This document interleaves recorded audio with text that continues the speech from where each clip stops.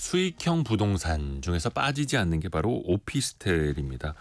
최근에 아파트 가격이 원체 많이 올랐기 때문에 오피스텔로 눈을 돌리시는 분들이 좀 나타나고 있는데 과연 수익률은 어떨까요? 그 시장은 어떨까요? 같이 한번 살펴보시죠.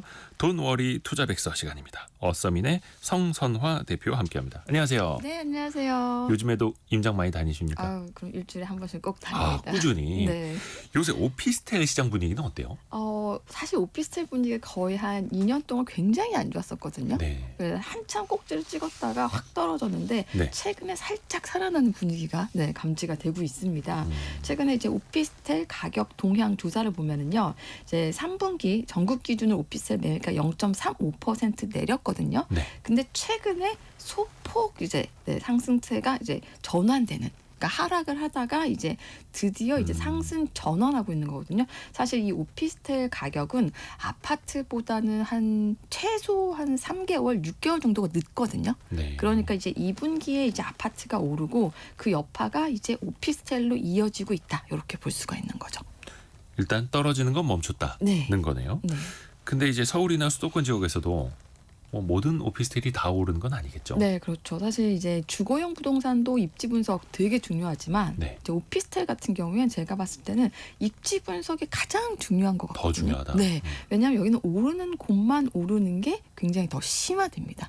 제가 조사했을 때도 서울의 특정 지역 3군데 파트가 있거든요. 네. 거기 아니고서는 거의 거래도 안 되고 안 올랐었거든요. 근데 최근에 지금 왜 그러면 오피스텔에 살짝 또 반등을 하고 있느냐? 네. 요 원인을 살펴보면 사실 최근에 이제 얼죽신이라고 해가지고 네, 이제 얼어 죽어서 신축. 아파트 말씀이잖아요. 네네네. 네. 그런 성향이 왜 선호가 되느냐? 일단은 사람들이 이제 신축을 선호를 하게 되거든요. 그러니까 새 아파트를 선호를 하는데 새 아파트가 굉장히 많이 올랐습니다. 제가 네. 최근에도 작년에 분양했던 이제 아파트들을 봤더니 프리미엄이 뭐 3, 4억씩 붙어서 지금 특히 신축 같은 데는 거래가 되고 있더라고요. 그러니까 새 아파트에 살고 싶은데 거래 가격이 너무 급등했다. 사실 이럴 때 찾는 게 사실 오피스텔들은 신축 오피스텔이 많잖아요. 네. 그러다 보니까 이제 신축 오피스텔 이것도 사실 원룸보다는요 아파트의 대체제라고 할 수 있는. 그러니까 전용 이제 대부분 보면 아파트가 투룸 구조인 게 많거든요. 이게 투룸 그러니까 전용 40제곱미터 이상. 이런 것들이 중대형인데 오피스텔에서는 얘네들이 인기가 있고 오히려 이제 원룸 이런 것들은 조금 더 약세다 이렇게 볼 수 있는 거죠. 어떻게 보면 소형 아파트를 대체할 수 있는 맞습니다. 중대형 오피스텔이 대체제가 될 수 있다라는 거예요. 네. 근데 물론 이제 오르고 떨어지는 것도 중요합니다만 오피스텔 같은 경우에는 수익형 부동산으로 네. 임대 수익률이 또 중요하기도 하잖아요. 네, 사실 저는 오피스텔 투자에 대해서 물으면 이제 나이부터 먼저 물어봅니다. 네, 여기 나이가 이제 아주 이제 좀 사회초년생들이 경험사 해보는 게 오피스텔이 될 수 있지만 예. 주로 이제 오피스텔 투자 성격에 맞는 거는 이제 임대 목적이고 이제 은퇴를 앞두고 있다라고 네. 하면 어떻게 보면 시세 차익을 노리는 이제 아파트 투자보다는 월세를 노리는 오피스텔 투자가 맞는 거죠. 임대 수익. 네. 그래서 지금 평균 수익률을 보면 전국 오피스텔 수익률이 5.40% 정도는 나오거든요. 근데 확실히 이제 수도권이 5.29%를 가장 높고요. 서울 같은 경우에는 의외로 이제 수도권에 비해서 수익률이 4.87%로 좀 낮거든요. 가격이 높아서 네. 임대 수익률은 낮은 거죠. 오히려 이제 지방 같은 경우가 5.8%도 높은 편입니다. 근데 이제 이 수치도 사실 2020년 6월 이후로 가장 높거든요. 그러니까 최근에 오피스텔 가격도 올랐지만 이제 임대 수익률이 살짝 오르는 이유가 이제 금리가 떨어지니까 대출 이자가 떨어지면서 오피스텔 수익률도 약간 이제 올라가고 있는 추세다. 이렇게 볼 수 있는 거죠. 이자 비용이 떨어지면서 네. 수익률은 올라갈 수 있는.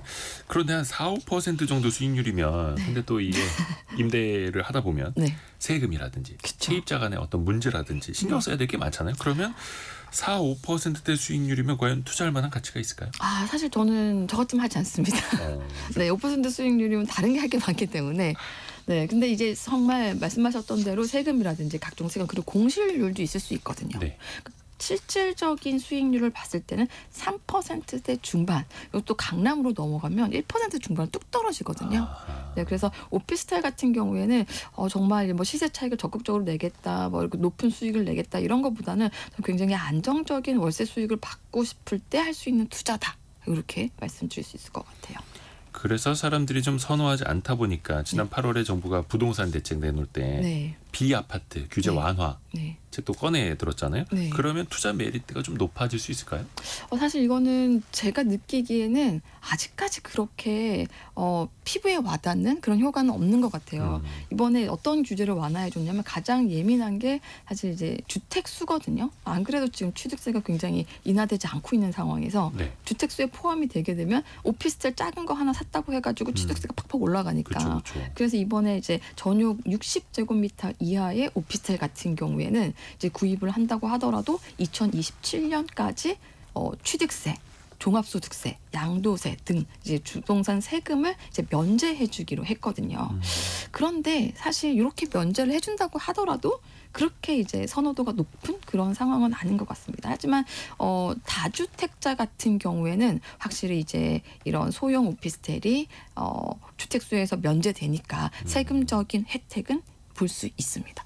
세금 측면에서 네. 다주택자에 포함시키지 않겠다라는 정책. 네.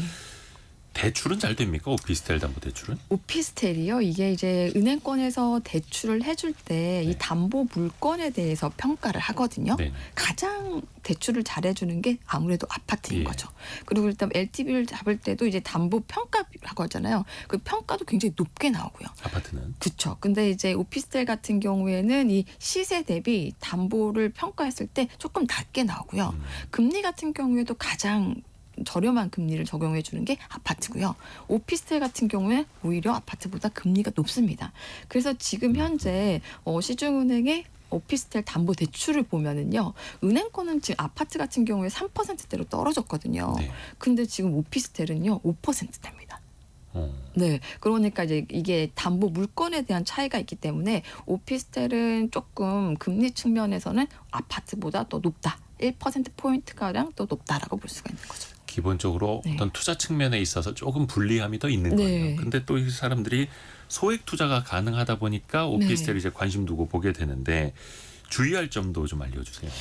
이제 오피스텔 투자는 저는 이제 정말 목적을 명확히 하셔야 될 것 같아요. 목적. 네, 왜냐면 내가 이 오피스텔 투자를 해가지고 월세를 받겠다. 네, 그 노후에 이제 뭐 월급 대신 일정 부분 이제 용돈 정도 벌겠다.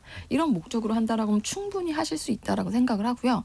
근데 이걸 가지고 내가 아파트처럼 이제 시세 차익을 남기겠다라고 하면 추천드리지는 않습니다. 그리고 가장 중요한 게 월세가 잘 나오고 공실이 잘 나오는 데가 있거든요. 근데 서울에서 정해진 곳들이 있어요. 당연히 이제 강남권 오피스텔하고 그다음에 이제 마포 쪽하고요. 그리고 이제 송파, 강동, 문정 쪽도 있거든요. 네. 여기가 이제 서울의 3대 오피스텔 구역이거든요. 네. 여기 지역 내에서 하셔야지 팔 때도 잘 팔 수 있고.